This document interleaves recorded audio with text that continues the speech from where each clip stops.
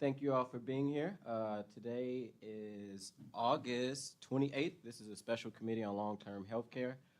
Madam Clerk, can you call the roll? Alderwoman Boyd. Alderwoman Sonnier. Christine Ingrassia. Present. Danielle Spradley. Present. Jamie Opsal. Present. Marjorie Moore. Present. Harold Braswell. Present. Baechle. Cassandra Kaufman. Lavetta Richardson. Cindy Jackson. Kevin Anthony. Andrew Lackey. Present. Laura Barrett. Present. Kathleen Holmes. Present. Anneliese Stoever.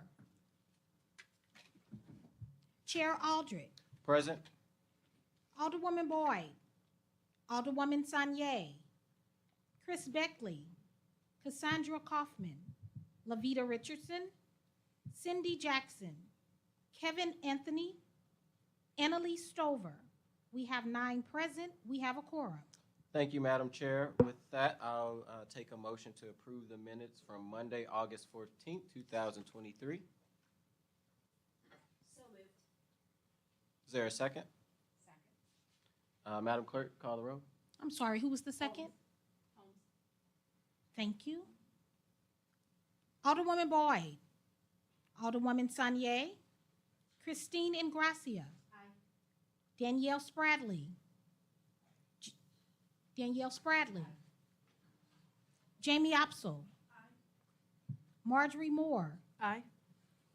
Harold Braswell. Aye. Baechle. Cassandra Kaufman. Lavetta Richardson. Cindy Jackson.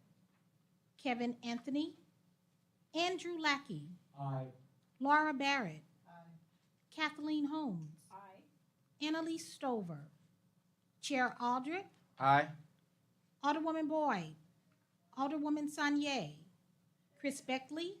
Cassandra Kaufman. Lavetta Richardson. Cindy Jackson. Kevin Anthony. Anneliese Stoever. We have 9 aye votes. Thank you, Madam Clerk. With that, next we will go into committee discussion. Before we go into the report, first I want to say it feels good to be live in person, to see all the committee members, and to thank you to SEIU for allowing us to be here for the first live meeting for the Special Committee on Long-Term Healthcare. So as we go into the committee discussion, this will be one of many discussions that we talk about with the report. So in front of each committee member, we have a rough draft of what our report can look like. This is, like I said, a rough draft of a lot of work that committee members have put in prior to me under former Chair Alderwoman Christine Ingrassia, which I appreciate all the work that she put into and making sure that committee members and the committee continue to move forward. And with that, before I pass it over to Laura from SEIU to give kind of a rough overview of what the committee is, or what the rough draft is, even though it was sent to everybody. So this is just, like I say, step one of us talking about the report. I know several members are not here today, so after today's meeting, I will send out an email so that we can have one more via Zoom meeting to make sure that committee members that was not present to be able to weigh in on the report have an opportunity to weigh in on the report. My idea of what this could look like, but this is totally open to the committee, is the first stage is us going over what a rough draft is during the discussion today. We'll get input from committee members on what needs to be added, potentially any errors that are in it, things that we potentially missed that is not in this. The second phase would be kind of a design element of added on to the committee, making sure that we get input from long-term healthcare workers as well as residents who are affected by it.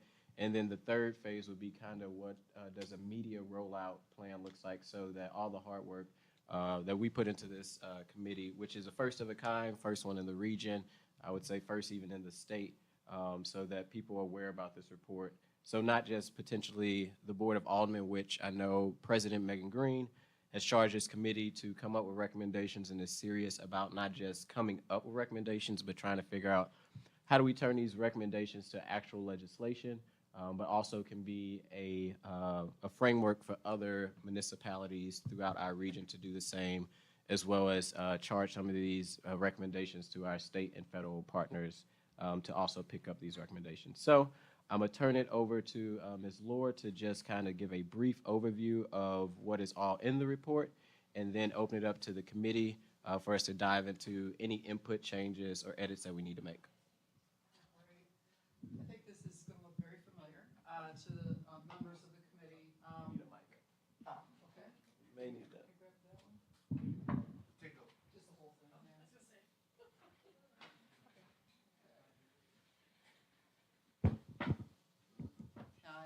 I think this is going to look very familiar to everyone who's on the committee. We talked about these three trends pretty extensively, and the rough draft just basically goes through and identifies some real proof, some citing, and really backs up all of the stuff that we had done in this committee.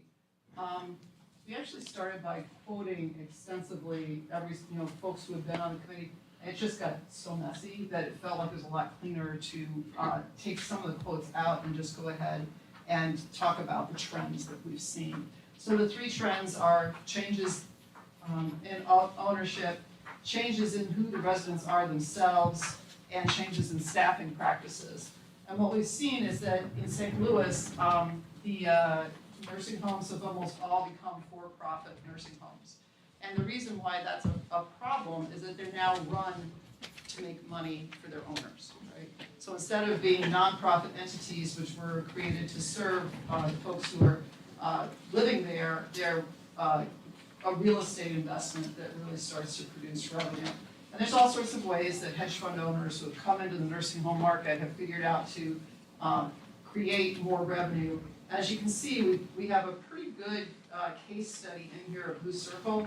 And the reason why we have that is because there's a whole bunch of financial information that we were able to get from that the union was able to get from Blue Circle during our negotiations with them and the unfair labor practice that we filed. And so we were then able to access all sorts of really very specific and very interesting information about this particular entity.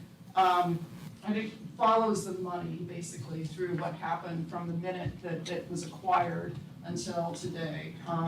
One reason why Blue Circle is so important is that it has a VA contract. And so this is federal money from a couple of different places, from Medicare, Medicaid, and then also from the VA that they're taking and using for their own purposes. You guys can read the details on here, but it's pretty amazing. The day that they bought the building,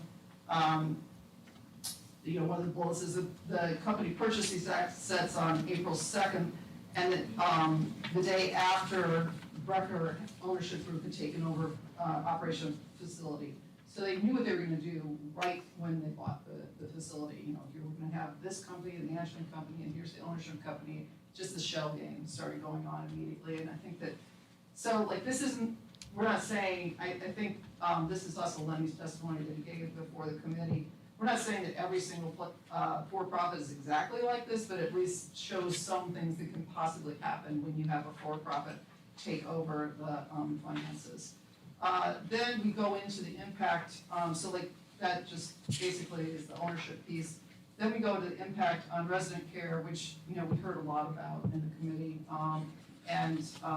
So that is really the issue where we've got folks who are younger and have severe mental illness or have been entering, especially the St. Louis market in nursing homes. And this is an interesting trend that's taking place across the state, but in St. Louis it's a little bit more pronounced because we do have,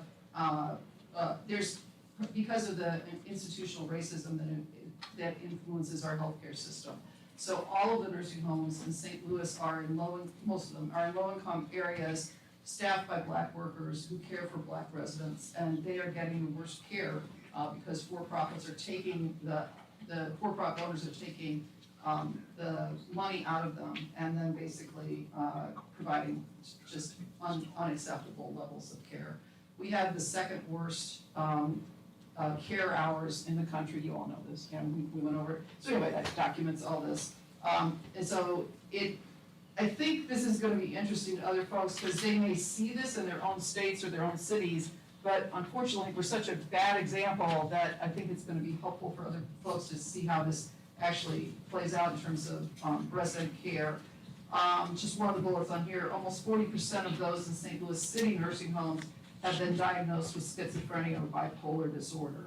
And the age has just dropped, right? So they're much younger, more vigorous folks, and the training just has not happened, right? So the de-escalation training that staff really need in order to work with these residents is not happening, even though there's quite a few homes in which they are the majority of the folks in the building.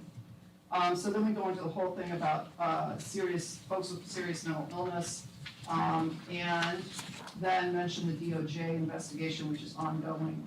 We are unable to get the results of the DOJ investigation yet, because it's not done yet. But what we know is the Department of Justice Civil Rights Division looked at Missouri and said, there's a big problem here, folks with severe mental illness. And so that's what they're investigating right now. Hopefully we'll have the results from that soon, but I think it's not just us noticing this stuff. So it's good to see the Department of Justice is getting some more information, and we'll be, there's a typo right there. We'll be able to help us on that. Then, of course, is the staffing crisis. So there's a lot of folks who are leaving the field, and that is impacting resident care. It's also making it very hard for the workers who are left. So the folks that are still here are working very, very hard. They're working a lot of hours, a lot of overtime, and that is ending up with us having less staff time devoted to residents, because folks are simply running when they're on their shift.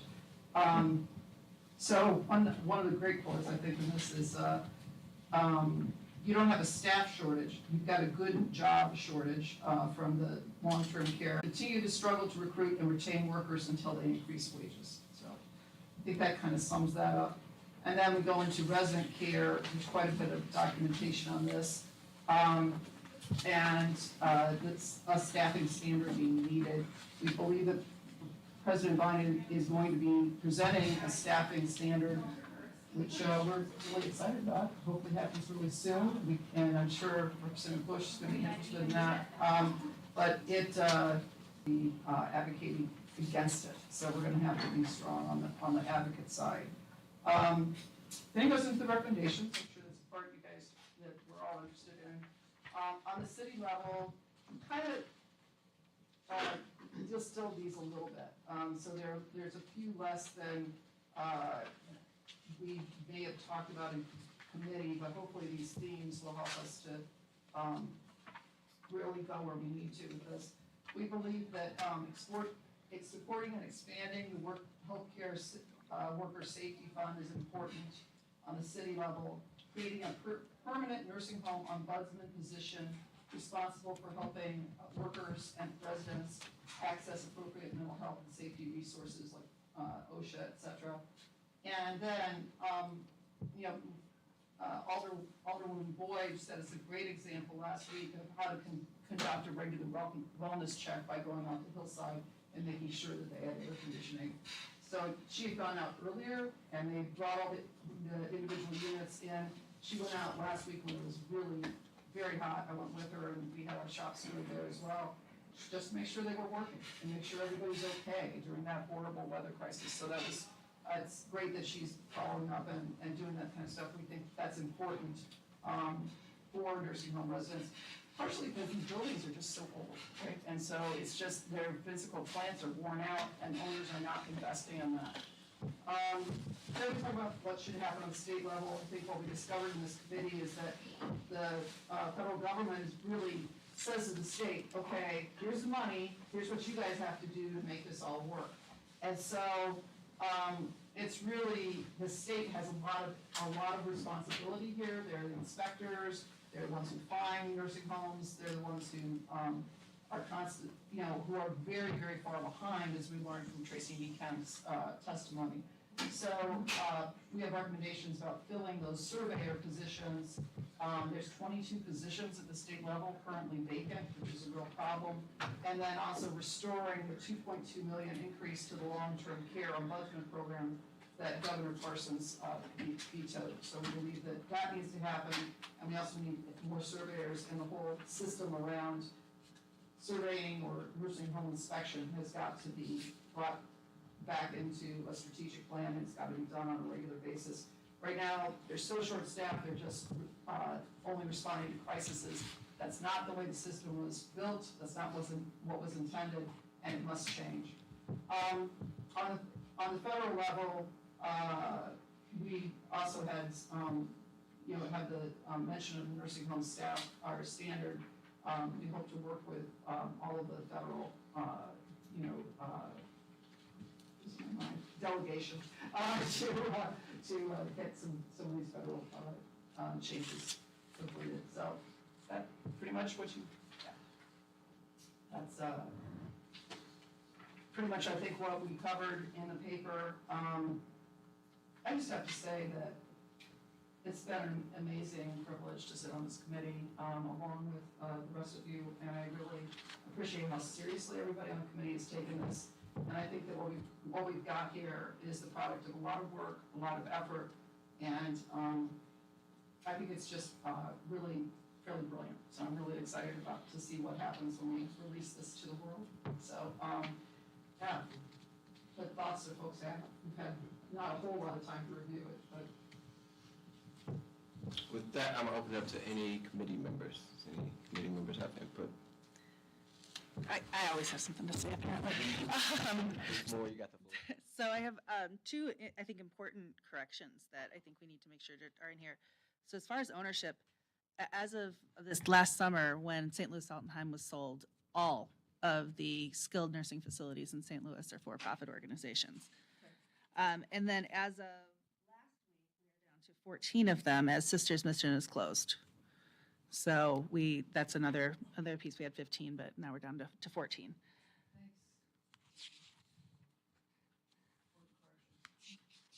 So as far as and I don't know if we want to start talking about recommendations yet. Okay. Go ahead. I've got just one maybe concern or question specifically around the ombudsman piece, because that's what we do. So are we considering making this a city position, or what is the thought behind this? Because I want to make sure, so right now, St. Louis Area Agency on Aging contracts with Voice to provide the ombudsman program in St. Louis City. They're currently funding us a full-time person. Part of that is with ARPA money. So that is right now probably not a forever thing unless there's more money put into the system somewhere, somehow. So I think, when we're talking about putting enough for a full-time person, whether that's a city employee, which it almost kind of sounds like what this is, maybe we need to call it something else. But the one thing in here too is it mentions helping workers also access things. So the ombudsman program itself is a federal program, and it is specifically for residents. We help workers, but it's not in our charter to help workers. And so that can get into some sticky ground just with the way that the feds and the state do things. I think when we originally envisioned this, it was specifically for workers because you have the resident piece through Voice. And we put it in this recommendation a little bit more broadly. So, I mean, we could go back to just workers, accessing this position. I think the issue is, like, there's so many, we had a worker in here just like last week who was attacked by a resident. Those workers need to be able to access OSHA, make complaints, access talk to the state as well. It's hard for folks to do without a system that's out there. And so the thought is really that around workers. Yeah, I think that we should probably separate residents and workers in that and call it something other than an ombudsman so that there's not confusion. Even though I know that word's used in a lot of different contexts, but I think could get messy.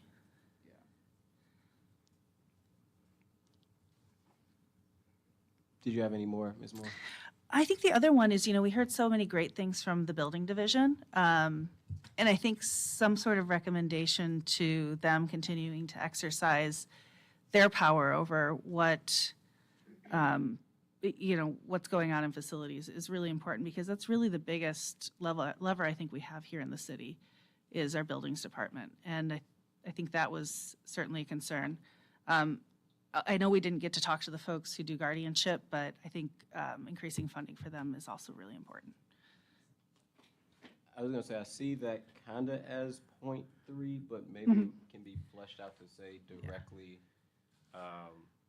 potential health department, but calling them out because, like you said, I do think that as they spoke, they kind of work hand in hand, but we do need some entity to go out and, as we say, conduct. That could be, we should probably make that clearer of who will conduct it.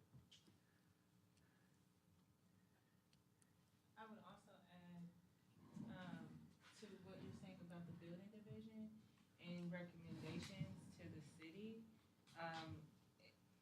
Obviously, all these things are reliant on capacity and staffing, and if our recommendations are gonna rely on those departments, then I don't think it's ever anything wrong with at least recommending that they get additional funding to carry out those duties and to be able to carry out the enforcement, and I don't see that listed as a recommendation here.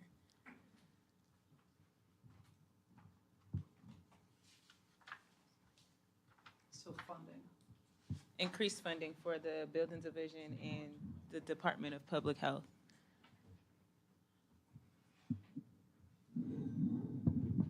And I would just say, yeah, to jump in on that, with sitting on budget this last session, and maybe that's a conversation I could have with director of the building division to see what position exactly do these kind of, when they go and conduct investigations, so we can be also very clear that we're asking for more funding for 2 more inspectors to do X, Y, and Z to ensure that it actually happens. Any other comment? I'm gonna go to Andrew, then I'm just working my way down. Could we pass the mic down to Mr. Andrew? And try to speak as clearly so the people on YouTube, or directly into the mic so people on YouTube can hear you.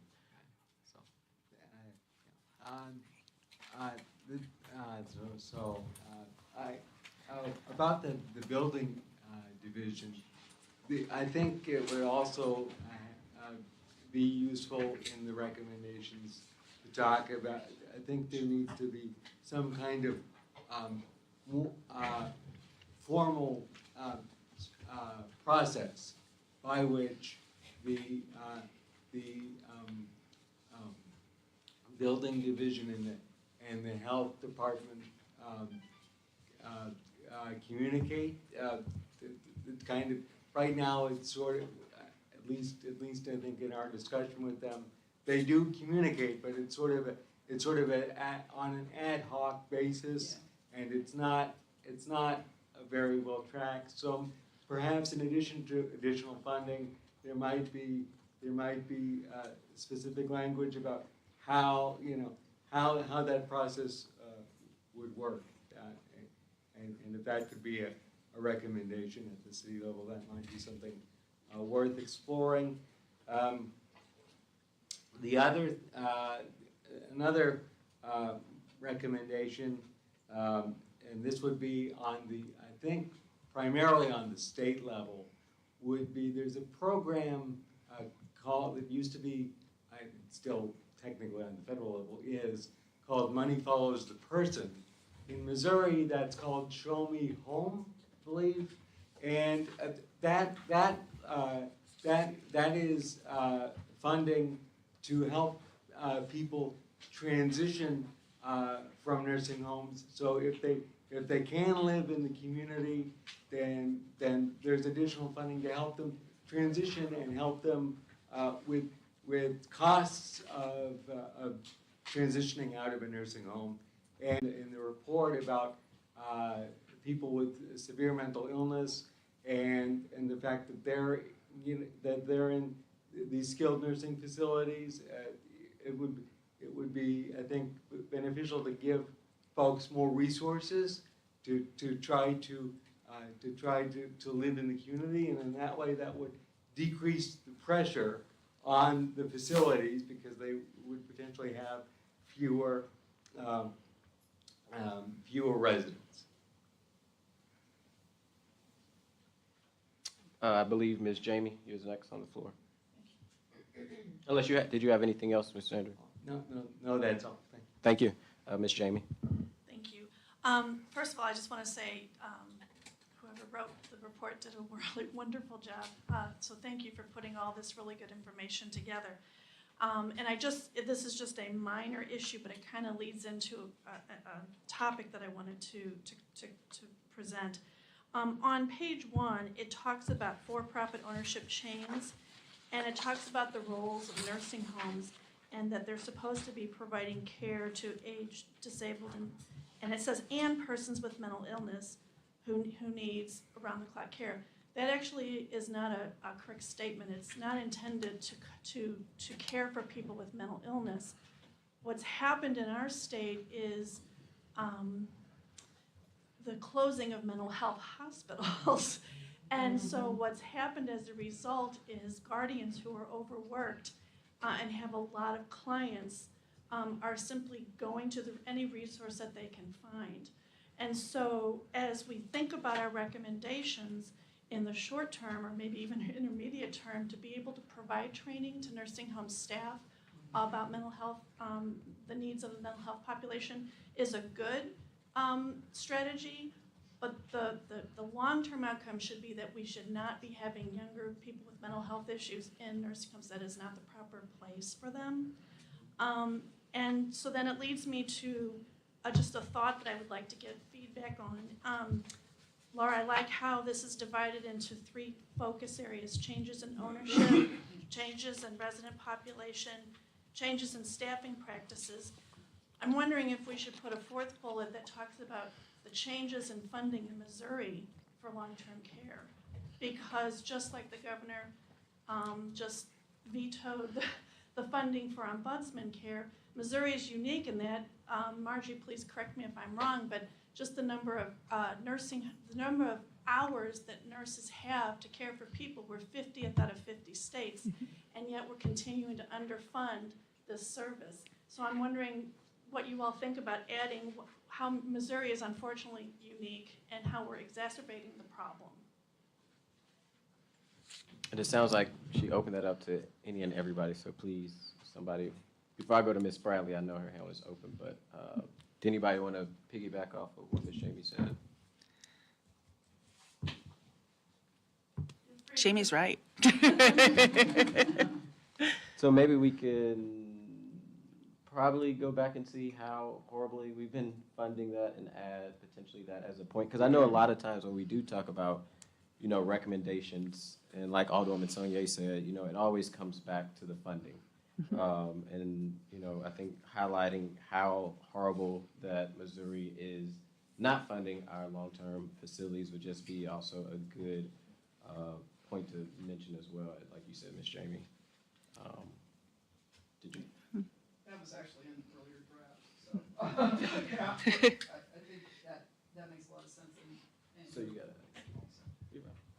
And Mr. Andrew, your point about the money follows the person is also in it. So maybe I could, get with you guys and figure out what that would look like to add that. But that is, that's something that we thought about as well. But it felt like we didn't have enough testimony on that to actually sort of break that one out. We didn't really have we had the testimony from Mark Unroe on how nursing homes sort of in the whole United States are funding, but we didn't have anybody that said, this is how it's different in Missouri from how it's different from the rest of the United States. So I think we would have to actually kind of pool some knowledge on that to actually pull that together and put it in the report a little bit. But I could see having a bullet or a recommendation on it for sure. And kind of before I go to I'll go to Ms. Bradley. You can go ahead. Well, I definitely agree with getting more state funding for mental health care facilities, but as well, I agree with the idea of having the building division, giving them more capacity, because what I see in this is exactly what we're seeing in the entire housing space. So this isn't just happening in long-term care facilities. We know in housing in general, these large LLCs, venture capitalist funds from out of state are buying these properties and doing the exact same thing with management companies, and resident care and just regular buildings is going down in St. Louis as well, and in St. Louis County. And so anytime you're gonna put more on the building division in St. Louis City and the health division, I think getting them more funding to specifically work on this, because I know right now they're also at capacity dealing with the exact same issue in just regular residential living.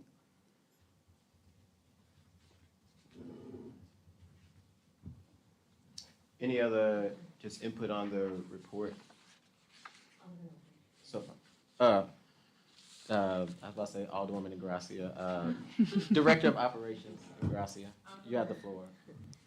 Thank you, Mr. Chair. I wanted to add on to the pieces about the city. I think the state and federal recommendations are important, but the city ones are critical because that's what we have control over. And I think that we need to make sure that the ordinances that are already on the books, the city is implementing correctly. If they're not, we need to find out why. And then the pieces that we're adding on, I think they need to be a bit more specific. So I would be happy to work with Department of Human Services, the Health Department, and the Building Division, because I think it's important that we have their input. We don't have to have their approval, but we need their input to kind of figure out where the sticking points are, and then to be as specific as possible so we understand what the funding piece looks like, because this is going to be an ask likely next fiscal year. Thank you, Director. Alderwoman Sonnier, and I'll go to Laura. I was gonna say that I agree with Alderwoman Ingrassia.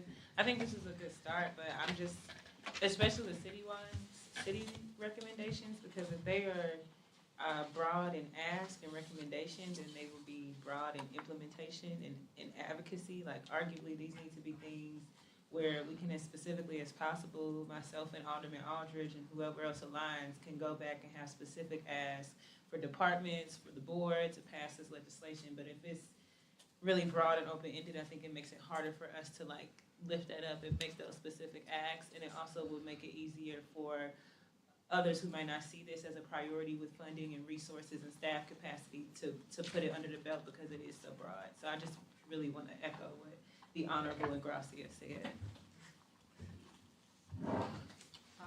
So just quickly, I think one of the recommendations is to increase the Medicaid per diem rate to match the Medicare rate with a percentage allowed for workforce recruitment and retention. So that gets a little bit to the funding piece and how are we actually going to afford this. It's right, that would be a huge step up in terms of funding.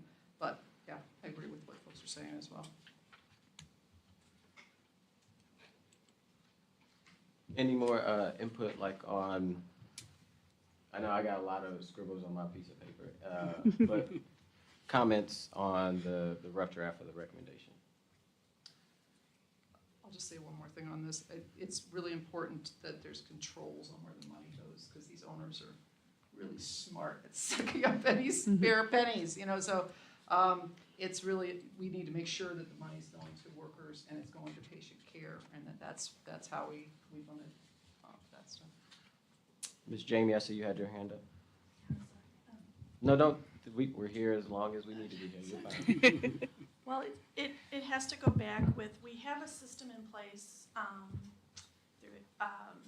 for hotlining people and so forth. And what I still don't seem to understand is how it can be hotlined and 6-7 months later it hasn't changed. Mm-hmm. And so there needs to be a closing of the loop somehow. And I see this at a state level as a state recommendation.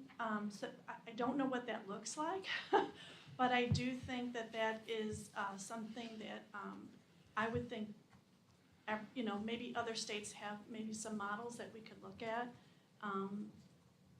I do know that there is work that Ms. Moore is doing with a grant that's focused on elder abuse and neglect. And so we know that in Missouri, it's just a misdemeanor to abuse and/or neglect an older adult. That right there should be changed. We're 35 years in Missouri behind the children's laws, and so that, to me, needs to be a recommendation at a state level as well. Any other comments? Oh, go ahead. I'll piggyback off of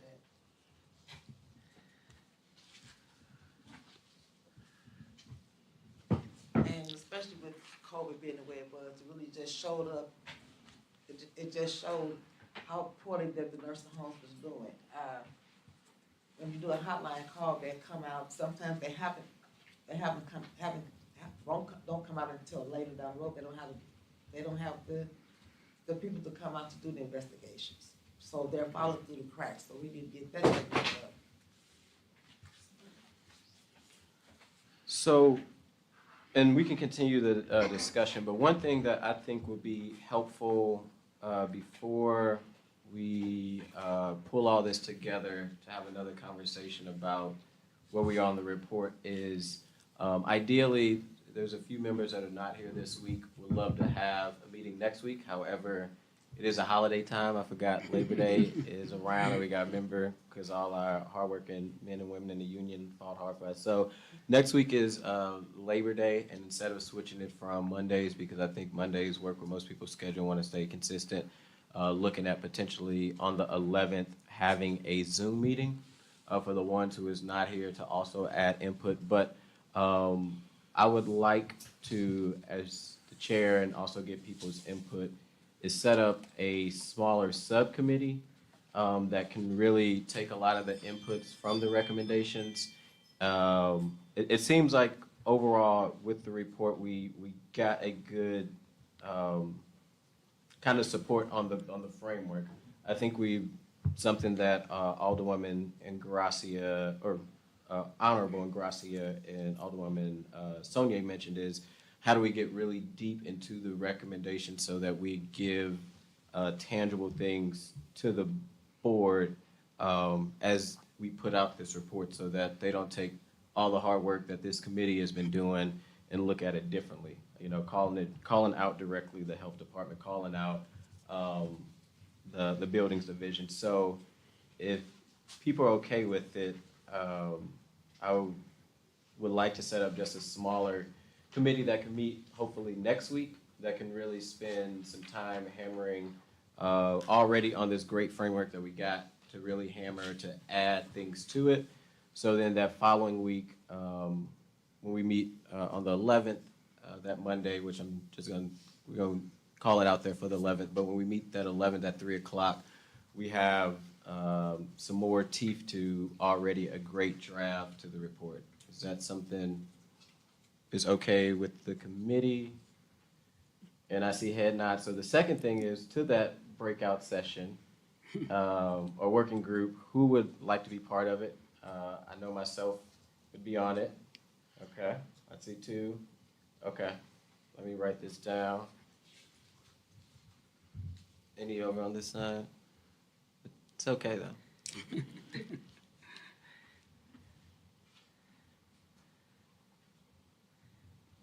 So what I'll do is I'll get with I got you, Mr. Andrew. I'll get with the folks that want to be on the small workout working group, in which, since we won't have a quorum, we won't have to meet via Zoom or in person. Well, we'll meet via Zoom, but it doesn't have to be live because we won't have a quorum, for us to really hammer down some of these recommendations. So, and then before the committee meets on the 11th, we can send out the rough draft to the rough draft to see what more can be added from fellow members that was not here. I guess with that, I'd like to make a motion that the long-term, special committee on long-term healthcare set up a working group so that they can dive deeper into the recommendations, so we'll be prepared for the August or the September 11th meeting. Do I have a second? Second. All in favor, aye? Aye. Any opposed? Okay. Before we continue on, any more with the discussion on where we currently are with the rough draft of the committee? I should probably talk. There loud. Oh, sorry. Well, just for the people on TV. This might be sort of small, but I'm wondering if before that subcommittee gets together, if it would be helpful to have track changes. These things are not content necessarily related, but just maybe wording or phrasing or suggestions that might help the document overall. Would that be something that we collect from the full committee? And you kind of led into my other point. So, what I also plan to do is there are already me and Director of Operations kind of looked at it. There are some just minor grammar things that need to be fixed. So, what I'll do after this meeting is put the document in a Word. Does Word work with everybody? A Word form where we all can add any changes that we see on top of some changes that was already highlighted. Add changes, just a small one, so that would give a good start to the working committee outside of really diving into the recommendation stage. So it would be a Word doc that everyone could be able to edit to. If there is any edits or changes that you see, we can add to it. And then the small or the working group committee will then add changes to the recommendation. So as we do continue to move forward before the 11th meeting, that all committee members can make sure that we are kind of in a best spot possible to maybe take a vote on the draft on the 11th if that's something comfortable with the committee. Can I make a quick suggestion of Google Docs? Oh, yeah, that's what I meant, Google Docs. Is it Google Docs, what you had me on? Okay, so instead of Word, Google Docs, that's what I mean.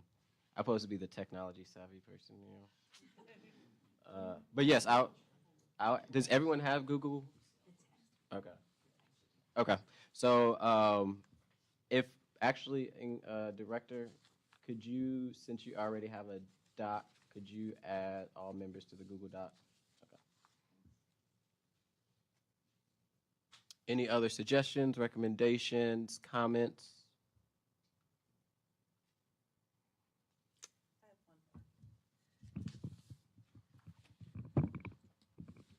In the document we You need to speak up on it just a little more. get closer.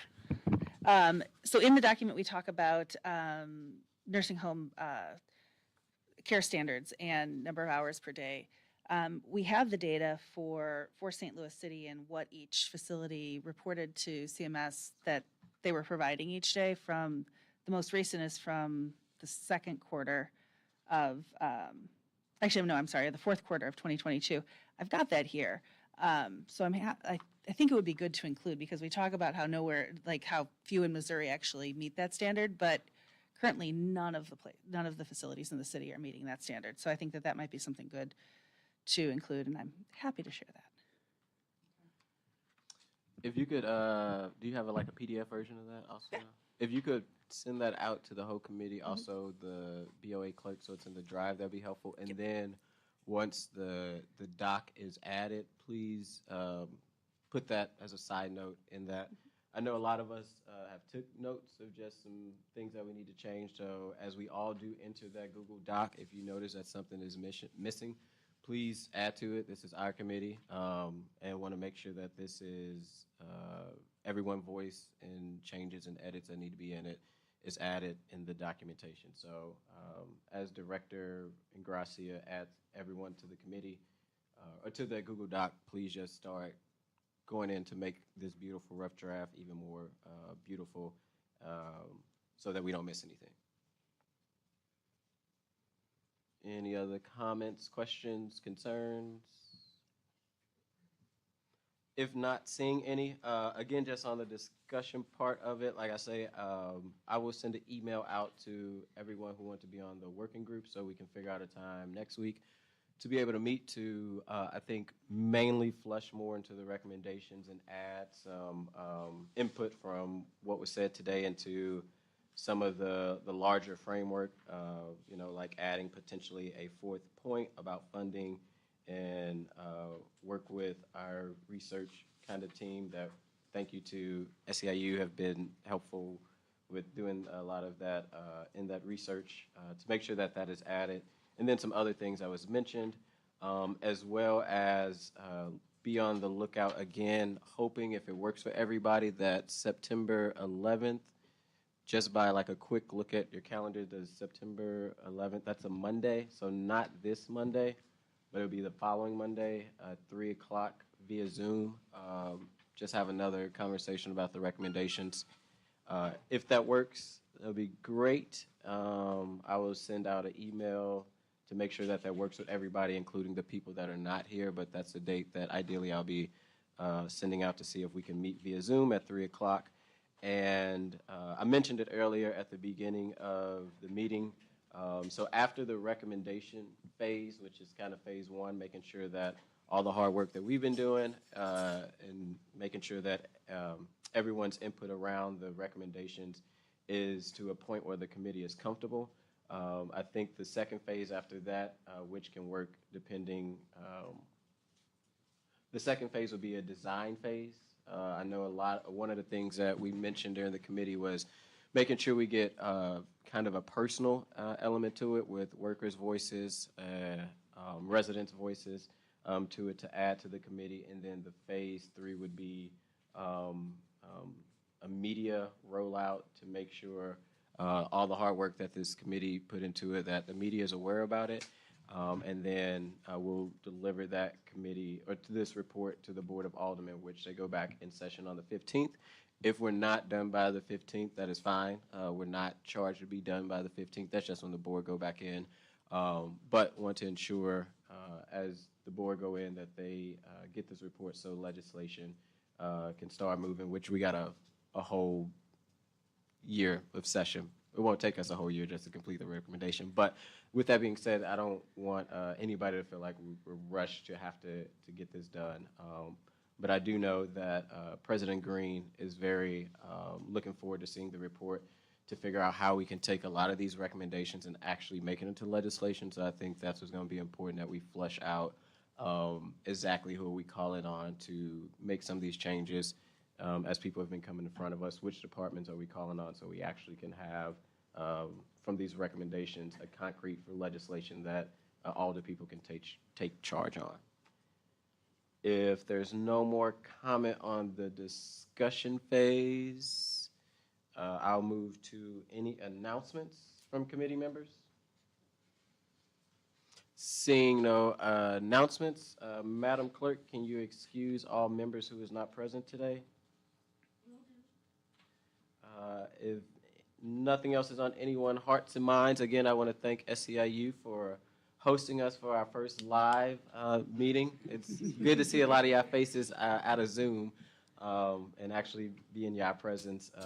And like I say, each meeting, it is an honor to take the baton that Alderwoman Ingrassia started with the hard work that this committee laid out to be part of it, and look forward to seeing us make a lot of the experts' input and comments from the experts on this committee into a report that we actually can make, not just a report that sits on the table, but true legislation once the board go back in, and hopefully once our state and federal